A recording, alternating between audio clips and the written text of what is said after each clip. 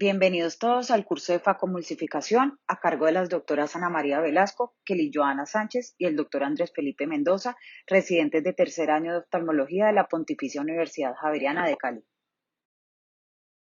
Los objetivos que hemos planteado para este curso son tres. El primero de ellos es aprender a clasificar las cataratas de acuerdo al examen oftalmológico y según el sistema de clasificación actual, LOX3. El segundo es conocer la configuración de la máquina de facomulsificación y de esta manera configurar sus parámetros de acuerdo a las necesidades durante la cirugía de catarata y cada una de sus fases. Y tercero, reconocer algunos detalles en la cirugía de faco que, aunque sutiles, hacen la diferencia en relación al desarrollo de las mismas y sus posibles desenlaces o complicaciones. Hemos dividido este curso en tres componentes principales. El primero de ellos es la clasificación de las cataratas, ya sea nuclear, cortical o subcapsular posterior. El segundo módulo va a ser parámetros de facomulsificación en todas las fases de la cirugía, en surcos, chopeo, cuadrantes, epinúcleo y restos corticales. El tercer módulo consiste en perlas en cirugía de faco, perlas generales, en incisiones, en rexis, hidrodesección, hidrodelaminación, en manejo del iris, en facomulsificación, en cuanto a manejo de la cápsula, el lente y en casos de ruptura de cápsula posterior. Y finalmente haremos un caso clínico donde vamos a integrar todos los conocimientos aprendidos en los tres módulos anteriores. Iniciaremos con el primer módulo, clasificación de las cataratas, de acuerdo al examen oftalmológico y al sistema de clasificación actual, LOX3. Como introducción, debemos saber que la formación de catarata es un proceso fisiológico que se encuentra estrechamente relacionado con el envejecimiento. A medida que el cristalino envejece, aumenta en masa y grosor y disminuye en potencia acomodativa.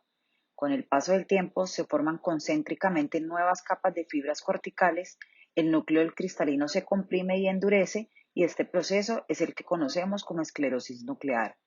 La modificación química de las proteínas nucleares del cristalino también aumenta la opacidad, de modo que éste se vuelve cada vez más amarilla o marrón con el paso de los años, de acuerdo a como lo vemos en la imagen a mano derecha. Vemos cómo la imagen A representa el cristalino completamente transparente en un paciente de 6 meses y vemos cómo a medida que transcurre en los años, cómo él se va tornando un color amarillo marrón hasta la última imagen que representa la letra I, donde podemos ver las características de un cristalino aproximadamente de un paciente de 91 años.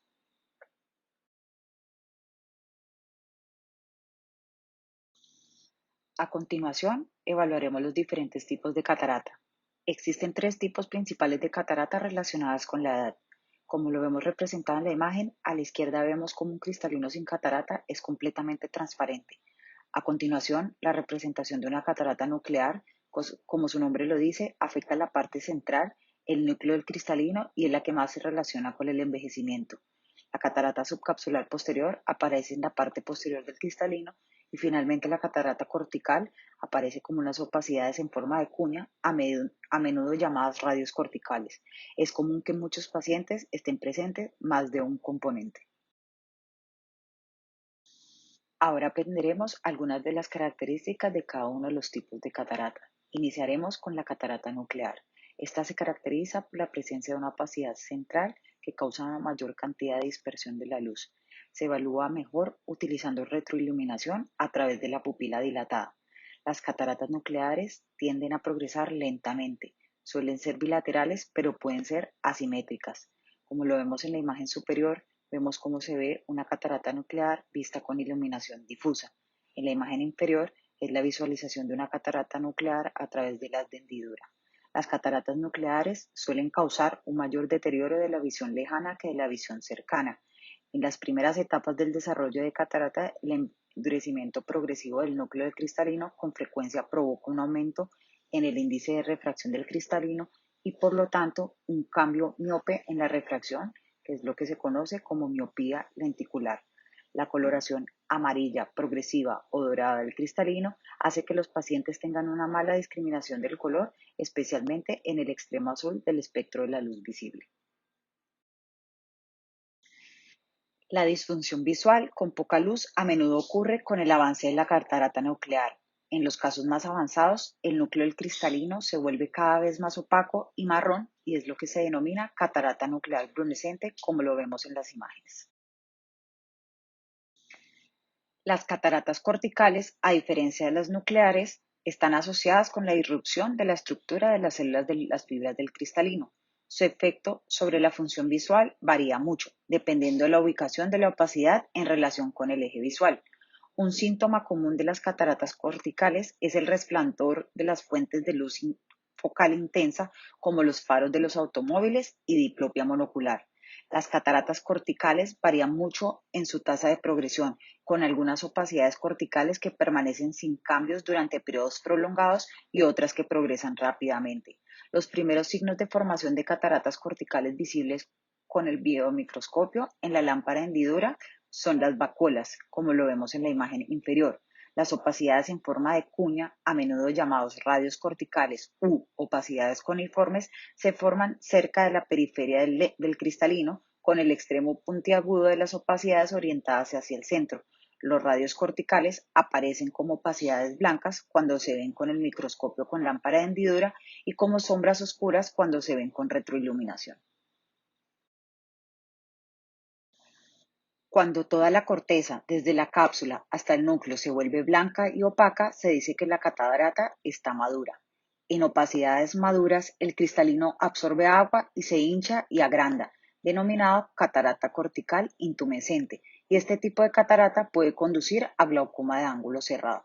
Cuando el material cortical degenerado se filtra a través de la cápsula del cristalino, dejando la cápsula arrugada y encogida, la catarata se denomina hipermadura. Cuando una mayor licuefacción de la corteza permite el libre movimiento del núcleo dentro de la bolsa capsular, la catarata se describe como morganiana. Finalmente, las cataratas subcapsular posterior. Estas se caracterizan principalmente por afectar a pacientes más jóvenes que los que presentan cataratas nucleares o corticales. Las cataratas subcapsulares posteriores se encuentran en la capa cortical posterior y son visualmente significativas solo cuando se vuelven axiales. Los síntomas, por lo generalmente, son referidos como deslumbramiento y mala visión en condiciones de luz brillante. La visión de cerca tiende a reducirse más que la visión de lejos. La detección en la lámpara de hendidura se realiza a través de una pupila dilatada, donde el método de retroiluminación también es muy útil. Las cataratas subcapsulares posteriores son uno de los principales tipos de cataratas relacionadas con el envejecimiento. Sin embargo, también pueden ocurrir como resultado de un trauma, uso de corticosteroides sistémicos, tópicos o intraoculares, inflamación, exposición a radiaciones ionizantes y abuso prolongado de alcohol. Histológicamente, las cataratas subcapsulares posteriores están asociadas con la migración posterior de las células epiteliales del cristalino desde el ecuador del mismo hacia el eje visual en la superficie interna de la cápsula posterior. En las imágenes vemos cómo se puede visualizar una catarata subcapsular posterior mediante iluminación difusa y mediante retroiluminación. Una vez hecho el examen oftalmológico en la lámpara de hendidura y haber clasificado nuestras cataratas, debemos guiarnos con base en el sistema de clasificación de opacidad del cristalino LOX3, que es un sistema estándar utilizado para clasificar y comparar la gravedad y el tipo de catarata. La clasificación evalúa cuatro características. En la fila superior evalúa el grado de opalescencia nuclear, representados por las siglas NO, y el color nuclear NC. En la segunda fila se evalúa el grado de catarata cortical, representado por la letra C. Y por último, el grado de catarata subcapsular posterior, representado por la letra P. La opalescencia nuclear y el color nuclear se clasifican en una escala decimal de 0.1 a 6.9 con base a un conjunto de 6 fotografías estandarizadas, siendo NO1, NC1 el menor grado de catarata y NO6, NC6 el mayor grado de catarata. La catarata cortical y la catarata subcapsular posterior se clasifican en una escala decimal de 0.1 a 5.9 con base a un conjunto de 5 fotografías estandarizadas cada una. Según las características de la catarata y su clasificación de acuerdo a la escala LOX3, el cirujano podrá realizar una planificación preoperatoria adecuada y elegir el procedimiento quirúrgico apropiado que será el menos riesgoso para su paciente. Parámetros de vacuumulsificación. Configuración de la máquina de vacuumulsificación. Entender los principios básicos de la dinámica y fluido, conocer el equipo y aplicar estos a la técnica quirúrgica permite lograr una técnica eficaz en la utilización de la energía. Durante la vacuumulsificación se emplea la energía ultrasónica con el fin de emulsificar la catarata para que sea posible aspirarse un cristalino de aproximadamente 10 milímetros por una incisión de 3 milímetros o menos, y además se utiliza un circuito de fluido para contrarrestar el aumento de calor y para extraer la emulsión por medio del puerto de aspiración mientras se conserva la cámara anterior. Existen 4 componentes principales del equipo para vacuumulsificación. El primero de ellos es la bomba. Los parámetros de esta van a depender del diámetro y la acomodación de las mangueras, así como del diámetro de la punta del faco. Permite la remoción del cristalino emulsificado. Del equipo de bomba se derivan la tasa de flujo de aspiración, entendida como la cantidad de fluido que pasa a través de la manguera en centímetros cúbicos por minuto, y el vacío, que equivale a la diferencia de presión entre la punta del faco y la cámara anterior en milímetros de mercurio. Según la magnitud de la presión negativa generada en la línea de aspiración, se establecerá la fuerza con la que el material es adherido a la punta del faco.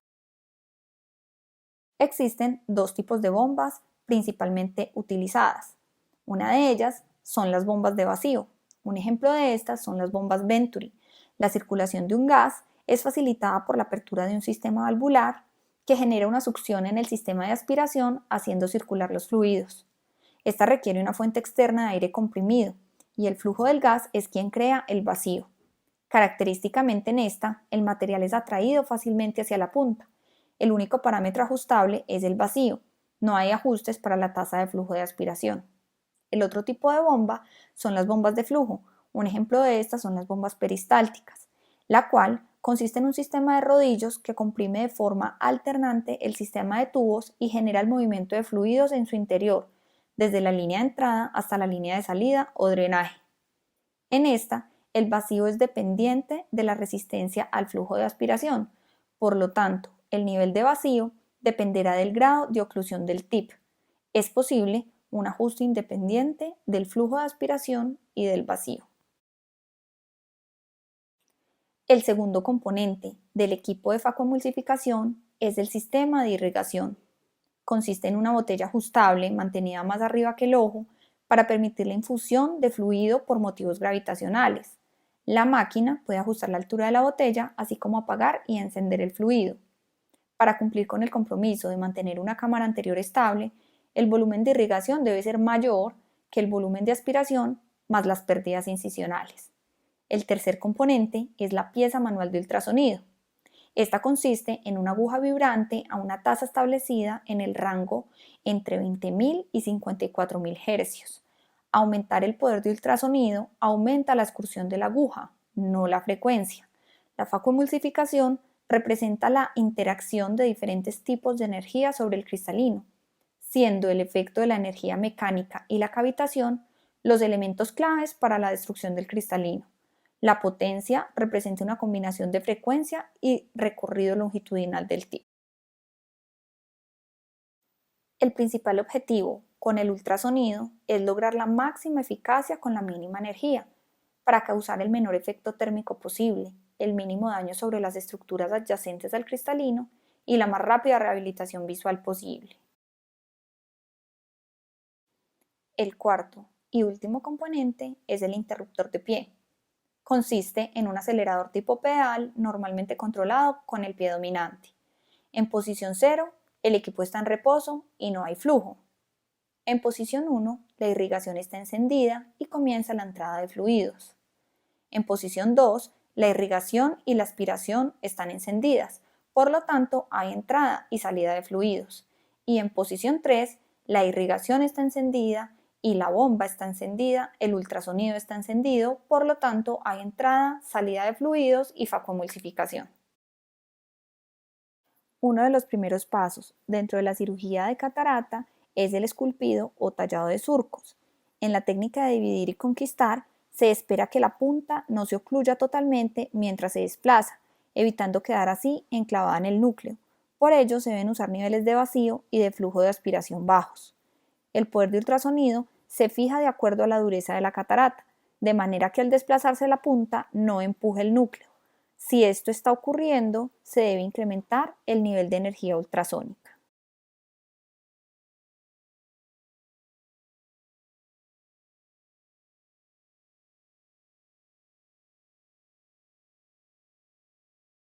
Para las maniobras de chop es fundamental lograr una oclusión completa de la punta para poder empalar el núcleo con un vacío alto y con un poder de faco no muy alto para que no emulsifique el tejido y se pierda el sostén. Para la maniobra de chopping, la punta del faco efectúa dos maniobras que son facilitadas por el alto vacío. Primero, la punta penetra el núcleo para inmovilizarlo contra el movimiento de corte del chopper. Una toma fuerte del núcleo evitará que éste se rote o cambie de ubicación. La tasa de flujo es menos importante para estos casos. El alto vacío aumenta el control del cirujano sobre el corte y los movimientos de separación. Durante la remoción de cuadrantes se deben usar niveles altos de vacío y aspiración y por lo tanto elevar la altura de la botella para mantener un equilibrio hidrodinámico y una cámara anterior estable.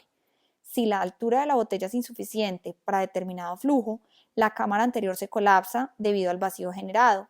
Por ello, es necesario recordar que hay que elevar la altura de la botella de irrigación como medida de compensación hidrodinámica cuando aumentamos el flujo. De forma similar, sería conveniente bajarla cuando lo disminuyamos.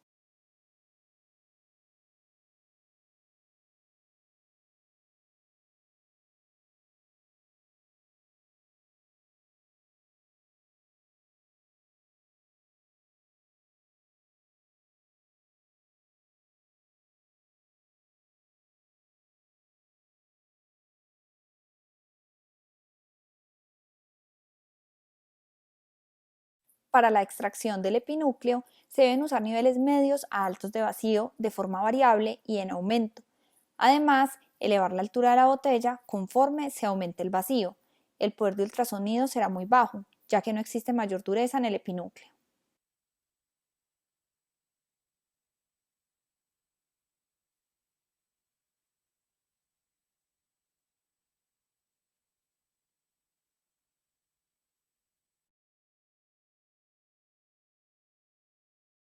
Finalmente, para la aspiración de restos corticales, solo estarán activas la irrigación y la aspiración.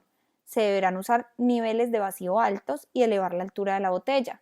En esta fase no está en funcionamiento el ultrasonido.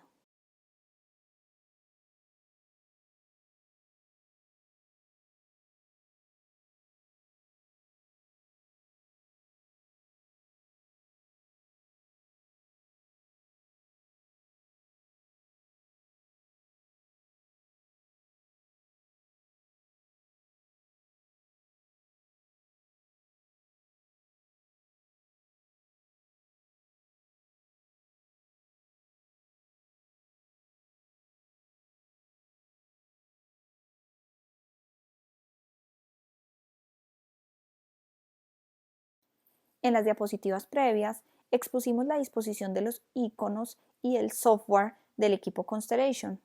En esta imagen observamos la pantalla del Infinity con su respectiva disposición. Esta otra imagen es la pantalla del equipo Centurion con su respectiva disposición de iconos. En cada una se podrán modificar los diferentes parámetros de una manera relativamente similar a como se explicó en el equipo Constellation. Muy buenos días a todos, soy Andrés Mendoza y este es el módulo de perlas en la cirugía de Faco. Para empezar, iniciamos recordando un concepto que ya hemos escuchado antes y es que cualquier paso de una cirugía se puede complicar. El único cirujano que no presenta complicaciones es quien no opera. Es por ello que debemos planear la cirugía con anticipación, para lo cual la consulta prequirúrgica es fundamental para saber quién es mi paciente, cómo está su ojo y qué catarata voy a encontrarme en la cirugía. Hay que tener un plan A, que es la cirugía ideal, las condiciones óptimas y el lente escogido, pero también debo tener un plan B, que incluye la posibilidad de cambiar por un lente de 3 piezas de 13.5 milímetros para colocar en el sulcus, incluso advertir previamente al paciente que bajo algunas circunstancias quirúrgicas lo más cauto y sensato es poner el lente en un segundo momento quirúrgico. Recordar que un lente con la misma constante de dioptrías cuando se coloca en el sulcus ejerce un mayor poder y que tener que la posición cómoda y ergonómica durante la cirugía hace parte del éxito de la misma cirugía, pues evita la fatiga muscular, el temblor distal, la ansiedad y los errores por cansancio. Para hablar de las incisiones principales debemos recordar que el objetivo de los cuchilletes es cortar. Es por ello que la fuerza que se ejerce debe ser suave y en el sentido del borde cortante, evitando deprimir o empujar el ojo. El tamaño del cuchillete a utilizar es según el tamaño de la punta de faco que usaremos, procurando un ajuste correcto. Lo mismo pasa con la punta del faco y la camisa de silicón, para lo cual se implementa un esquema de colores que facilita su reconocimiento. Las incisiones grandes generan reflujo con pérdida del tono en la cámara anterior, facilita la pérdida de viscoelástico e incrementa el riesgo de prolapso de iris, con el posible traumatismo del mismo o sangrado. Las incisiones pequeñas dificultan el enfriamiento de la pieza de faco, incrementando el riesgo de quemadura corneal, de hematorrexis y puede generar desgarros en los bordes de la herida corneal. Las incisiones pueden ser esclerales, limbares o de córnea clara. Esto depende de las preferencias del cirujano y para cada una se debe tener unas consideraciones. Si realizamos una incisión muy anterior en córnea clara, tenemos un ángulo más vertical que dificulta las maniobras. Tendremos menos espacio de trabajo y nos estaremos tapando nosotros mismos la visual del trabajo. Un punto de entrada muy posterior genera con mayor frecuencia quemosis que, como vemos en el video, cuando se vuelve en 360 grados genera una piscina sobre la córnea. Esto dificulta las maniobras que se realizan en la cirugía. Esto se puede corregir realizando tempranamente una peritomía cerca a la incisión principal al iniciar, o si ya se empezó a formar y no se había hecho la peritomía, pues realizarla y adicionalmente hacer un corte conjuntival para que drene el líquido que se está acumulando.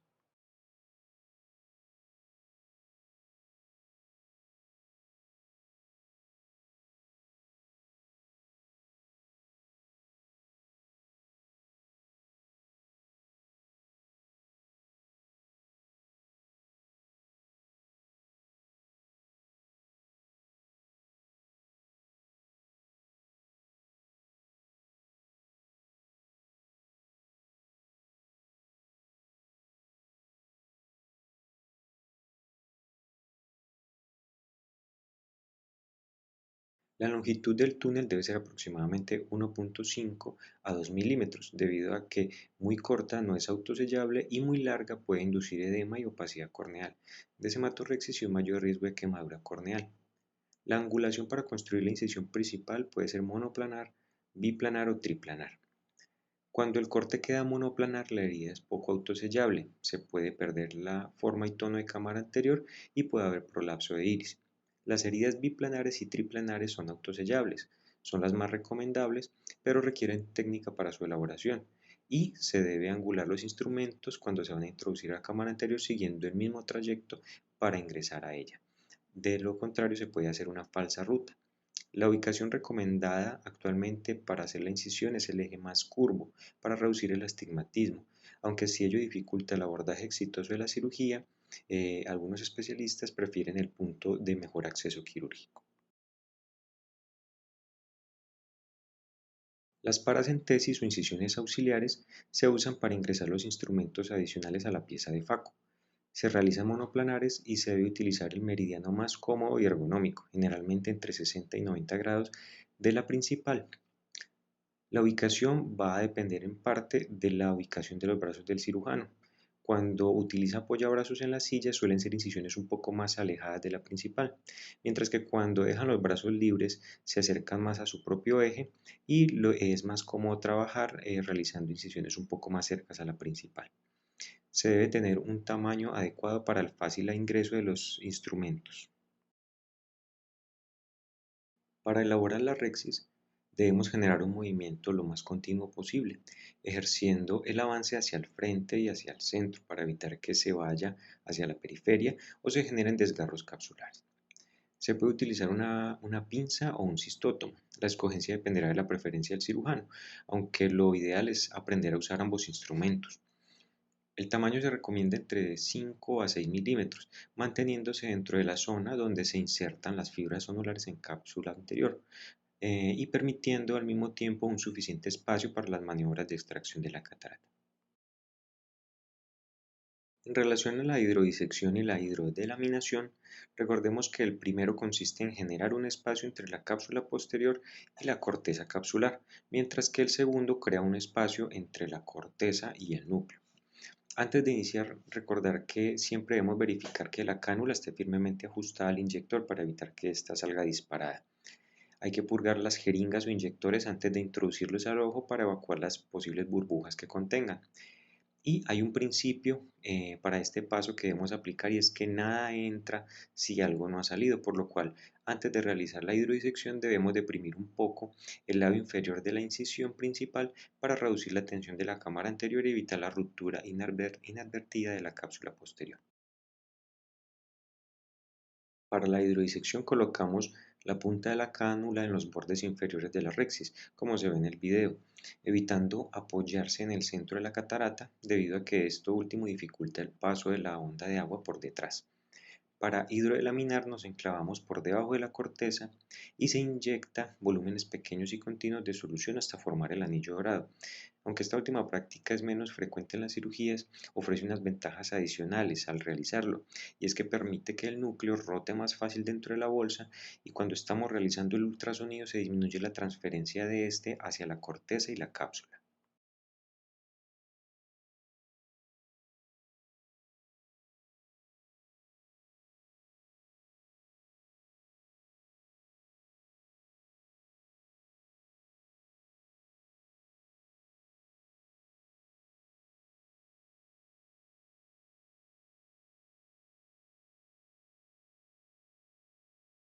En cuanto al iris, es bueno recordar que las pupilas mióticas se deben anticipar en la consulta prequirúrgica para solicitar anticipadamente anillos de Mayugin o ganchos retractores del iris. Los ganchos retractores primero se ponen todos, normalmente se usan 4 a 5, y luego se les da tensión. La posición adecuada para el ingreso de estos es justo en el limbo. En casos leves podemos usar dilatación farmacológica acompañada del efecto mecánico de un viscoelástico. El iris floppy se debe anticipar en pacientes que usan relajantes de músculo liso, tal como la tamsulosina, que es un antagonista selectivo del receptor alfa-1, que se usa en hiperplasia prostática benigna. Recordar que estos medicamentos siguen teniendo un efecto incluso después de haber sido suspendidos. Cuando encontremos una pupila con sinequias debemos sospechar que por un episodio uveitíco previo puede haber también modificación de otros tejidos intraoculares. El manejo del prolapso de iris se ha descrito con la manipulación de este con una espátula o un instrumento romo, ingresando por las paracentesis para tratar de entrar y acomodarlo nuevamente. Sin embargo, suele haber algún grado de daño, como el que se aprecia también en el video, y hay otra forma también de abordar este problema y es empujar, tratar de empujar el iris con viscoelástico desde la entrada misma. Una vez que se ingrese, terminar de empujarlo hacia abajo con más viscoelástico y después de ello ya se puede ingresar nuevamente la pieza de faco.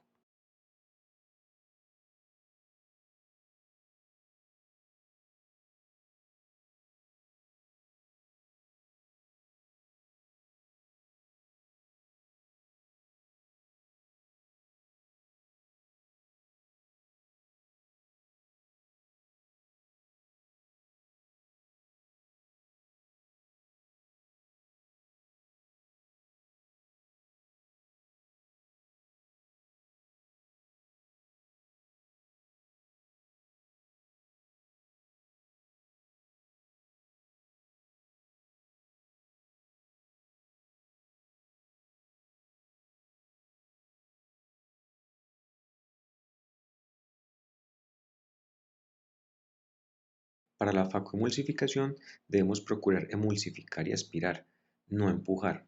Es por ello que si vemos que la catarata se está moviendo o se está desplazando a medida que pasamos la pieza para realizar los surcos, posiblemente necesitamos mejorar el poder o la aspiración.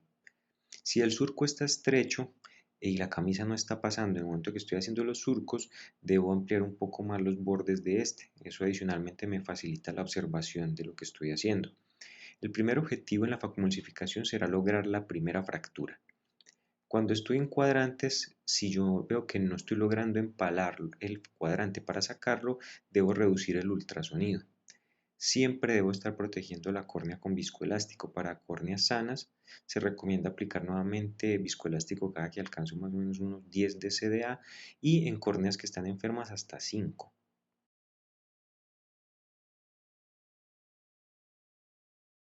Cuando la cápsula posterior está empujando, debo verificar que el paciente no esté presentando dolor y revisar que no esté hipertenso, en cuyo caso le puedo solicitar el uso de manitol u otra medida al anestesiólogo.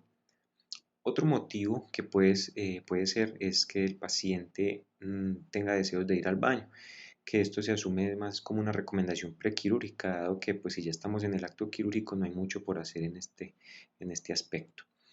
Antes o después de poner el lente, se puede realizar la limpieza de los fragmentos adheridos a la cápsula con un hidropulido suave, pero si las adherencias no salen, no nos debemos ensañar.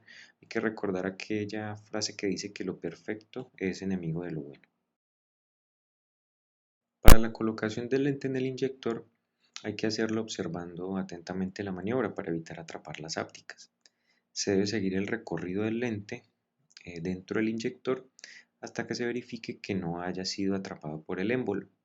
Si a pesar de ello, cuando ya se está inyectando el lente, queda atrapada la áptica con el émbolo, se debe cortar la punta del inyector con un bisturí antes de tratar de terminar de sacar el lente y ayudarse de un segundo instrumento para completar la maniobra.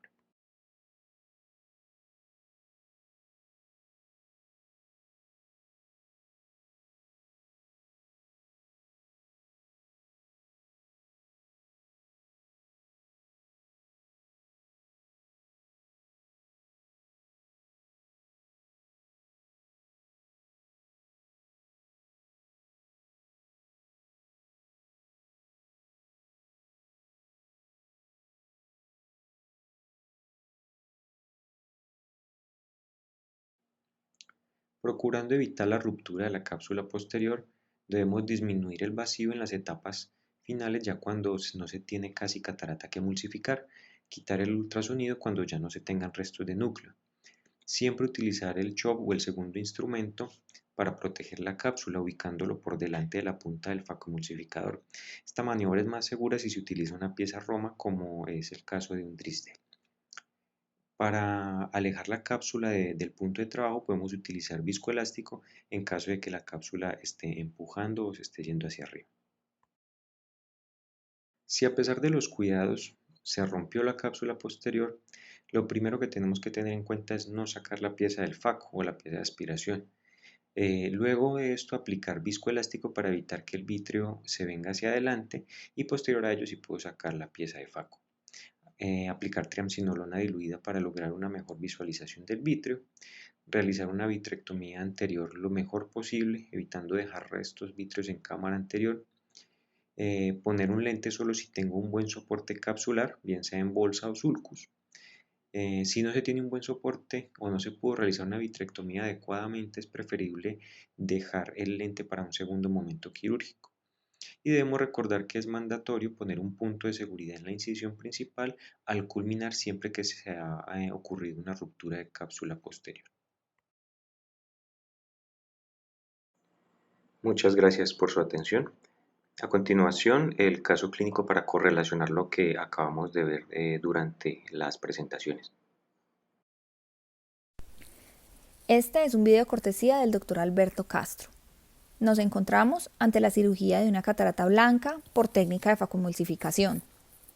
Iniciamos con la colocación del anillo de Thornton para realizar con mayor estabilidad la incisión principal con un cuchillete punta diamante de 2.2 milímetros. Luego se hace tinción de la cápsula anterior del cristalino con azul tripán y se inserta el viscoelástico. Procedemos a la realización de la capsulorhexis circular continua, idealmente en este caso no mayor de 5.5 milímetros. Se rota la catarata, omitiendo hidrodisecar e hidrolaminar, y continuamos con la realización del surco, tratando de no separar demasiado los fragmentos para luego chopear y en una zona segura hacer la respectiva facomulsificación de los cuadrantes y el epinúcleo. Aspiramos los restos de corteza y finalmente reformamos la cámara y el saco capsular con viscoelástico para implantar el lente intraocular. Se aspira el viscoelástico restante y se hidratan las incisiones.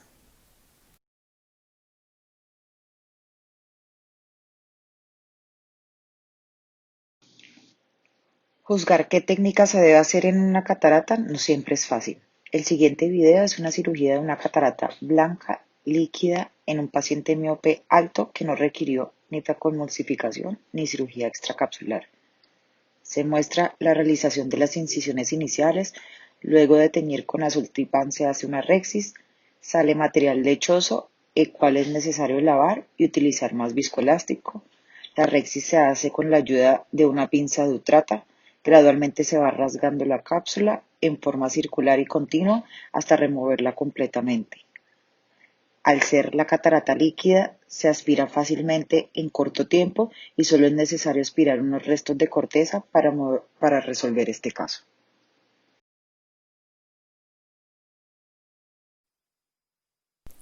El siguiente video es cortesía del Dr. Alberto Castro.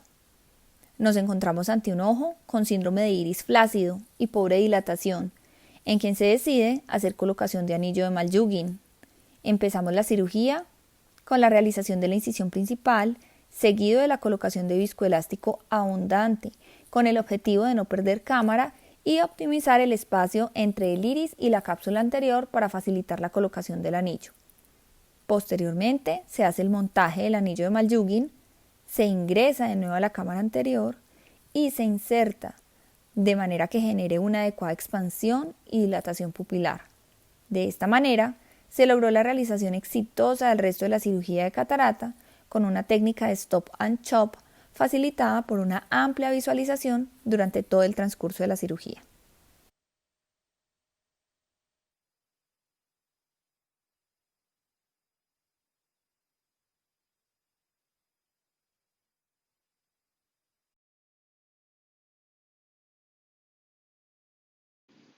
Este video es cortesía de la doctora Beatriz Endo. Nos encontramos ante un paciente con pobre dilatación pupilar en quien se decide colocación de retractores de iris para lograr con éxito la cirugía. Inicialmente se realizaron 2 paracentesis y la colocación de viscoelástico para mantener la cámara formada. Posteriormente se realizaron 4 paracentesis adicionales para la inserción de los retractores de iris. Se realizó la incisión principal con cuchillete de diamante 2.2 milímetros y se insertaron uno a uno los 4 retractores. Podemos observar cómo se logró una adecuada dilatación pupilar y por lo tanto una mejor visualización. Se realizó capsulorexis circular continua con la ayuda de una utrata, seguida de hidrodisección y posterior rotación del núcleo. Se introdujo la pieza de facoemulsificación, se aspiró el epinúcleo y mediante la técnica de FacoChop se logró fragmentar el núcleo. Una vez son aspirados todos los fragmentos del núcleo, se realizó la aspiración de los restos corticales con la ayuda de las bimanuales. Se inserta lente en saco capsular y posteriormente se aspira el viscoelástico.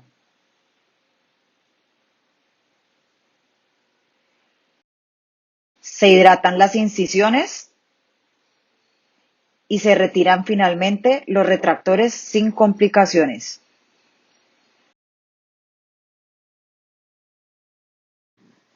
A continuación veremos un video de una cirugía de catarata donde todo parecía ir bien hasta que...